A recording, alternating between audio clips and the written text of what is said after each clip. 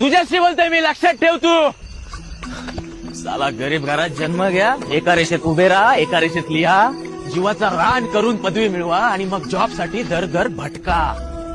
10-12 हजाराची नोकरी मिळवा आणि मग रोज बॉसच्या शिव्या खा. आणि मग घरी आल्यावरती ताने ऐका की शेजारचा पोरगा तर तुझ्यापेक्षा जास्त कमवतोय, मग तू का कमी कमवतो. मग साला एवढं सगळं करून झाल्यावरती एका इच्छेसाठी लग्न करा आणि ती दुहेरी करण्यासाठी मुलं जन्माला घाला. एक एक करून अनेक गोष्टी मिळवा आणि मग साला एकदाच मरा.